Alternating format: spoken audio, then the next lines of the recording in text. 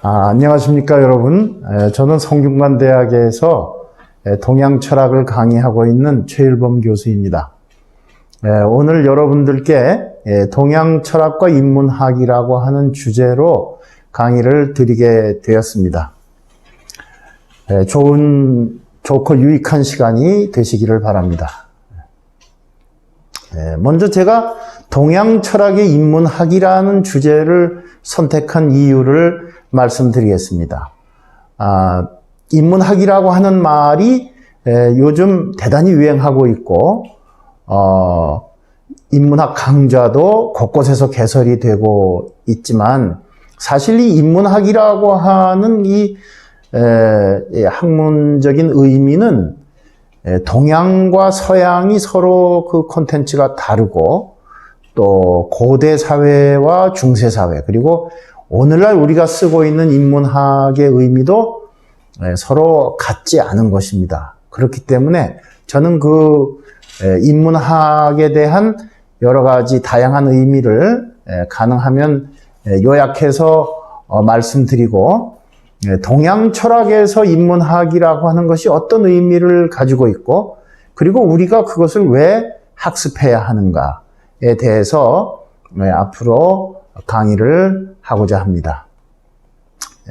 제 강의 목표를 요약해서 말씀드리면, 인문학은 인문주의 또는 인본주의의 이념에 기초한 학문입니다.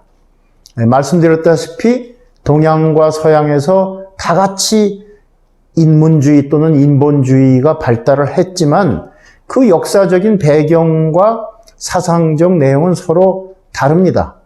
왜 그렇게 다르냐 하면 동양과 서양이 그 인간의 정체성을 해석하는 것하고 또 그 동서양이 가지고 있는 세계관이나 또 사유 방법에 차이가 있기 때문입니다.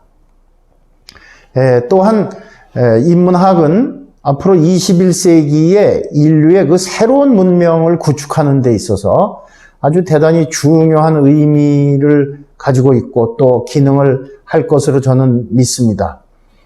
그리고 오늘날에도 인간이란 무엇인가? 다시 말씀드리면 인간의 정체성은 무엇인가? 우리는 인간을 어떻게 해석해야 하는가? 하는 문제는 여전히 남아있는 문제입니다.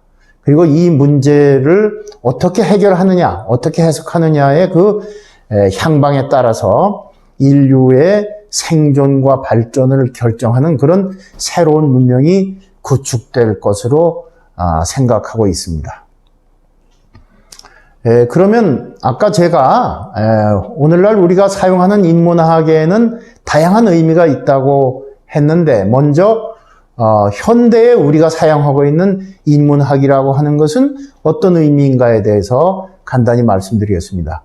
여러분들도 다 아시다시피 우리 사회에서 이런 인문학의 열풍이 불어온 것은 한 10년 남짓합니다. 그 이전에 2006년도에는 전국의 대학교를 대표하는 교수들이 모여서 인문학은 위기다라고 막 그 성명서를 낼 정도로 상당히 인문학의 위기를 절감하고 있었는데요. 그 이후 얼마 안 돼서 불과 2, 3년 만에 인문학의 열풍이 불어왔습니다.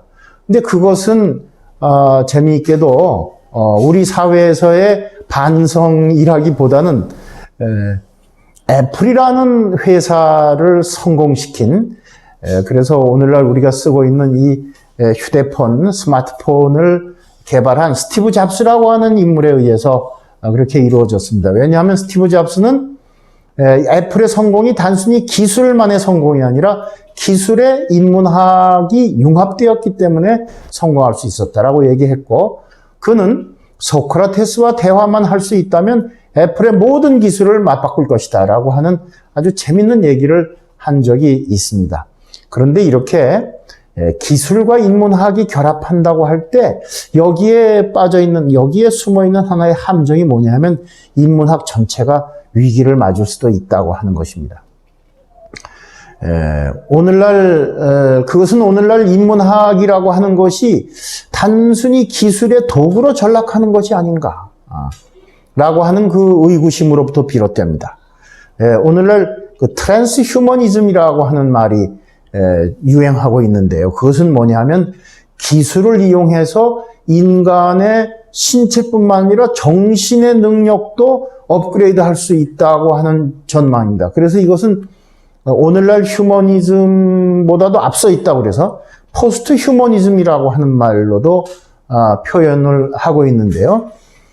과연 인간을 기술을 통해서 기계화시키는 그 정신 신체 능력 업그레이드가 인간에게 이것이 행복을 가져다 줄 것이냐 아니면 인간의 불행을 야기할 것인가 하는 문제 가운데에서 후자를 선택하는 학자들의 견해가 많은 것은 사실입니다.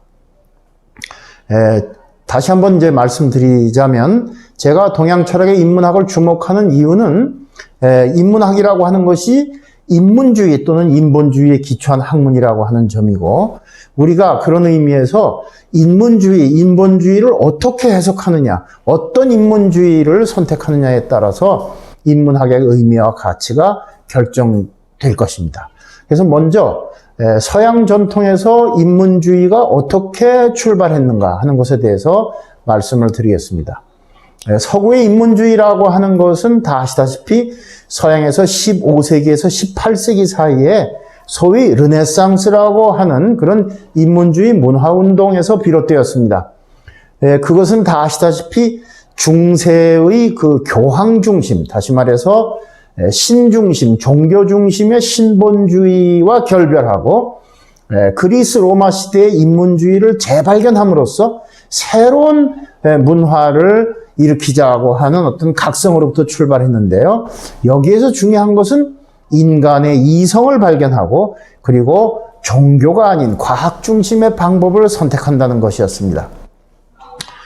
다시 말씀드리면은 르네상스의 핵심은 인간의 이성 능력을 발견하고 그것을 통해서 인간의 자유, 권리, 행복을 인간 중심주의를 통해서 이룬다고 하는 것이고 그러다 보니까 이성의 발견은 과학의 발전을 가져오고 과학의 발전은 산업혁명으로 이루어졌고 그리고 이념적으로도 자본주의, 사회주의의 갈등이 구가되고 그리고 오늘날에는 드디어 4차 산업혁명과 인류의 위기라고 하는 이런 위기에 직면하고 있다는 것이 현실이 된 것입니다.